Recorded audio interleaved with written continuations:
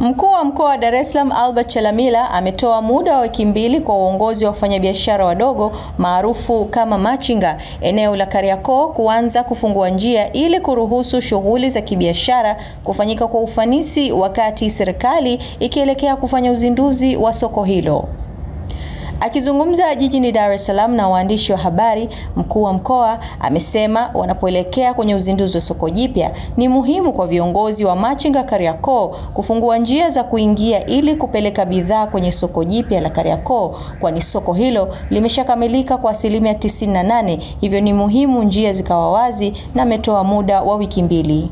Mtakumbuka kwamba leo utakapokwenda soko hilo njia zake karibu zote zimefungwa, na zimefungwa na wafanyabiashara wa biashara ndogo ndogo ambao wameweka meza katika maeneo ya mabarabara na kwa mantikio kuzuia uingiaji wa magari makubwa, kwa sababu utakumbuka bado kuna shughuli za uingizaji wa mizigo mikubwa ndani ya soko.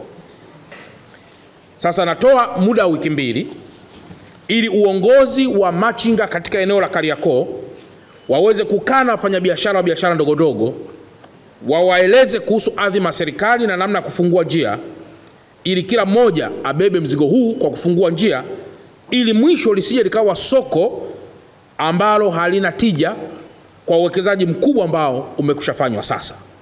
Kwa upande wake, meneja mkuu shirika la masoko Kariakoo Ashraf Abdul Karim amesema shirika hilo linaendelea kuratibu wafanyabiashara waliokuwepo kurejea kwenye soko hilo, ambapo kwa idadi walikuwa 1520, lakini hadi sasa waliojisajili kwenye mfumo na kujaza fomu ni wafanyabiashara 1159, na kusema kuwa maeneo mengine ya wazi yaliyobaki yatatangazwa ili yapate wapangaji.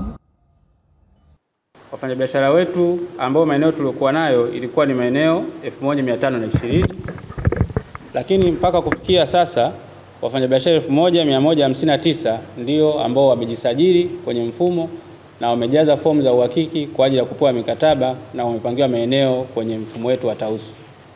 Wafanyabiashara wetu tumewagawanya kwenye makundi matatu. Kundi la kwanza ni wale wafanyabiashara wa vizimba ambao awali hapo walikuwa na vizimba lakini walikuwa wanapanga chini.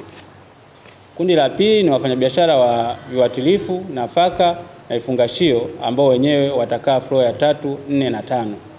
Kundi la wafanyabiashara watatu, kundi la tatu ni wale wafanyabiashara ambao ameelezea Mheshimiwa mkuu wa mkoa kwamba baada ya Mheshimiwa Rais kulijenga soko kwa ukubwa, kuna maeneo mengine yamebaki wazi. Hayo maeneo tutayatangaza kwa umma kwa ajili ya wafanyabiashara wengine wenye nia kufanya biashara katika soko kuu la Kariakoo waweze kuyachukua.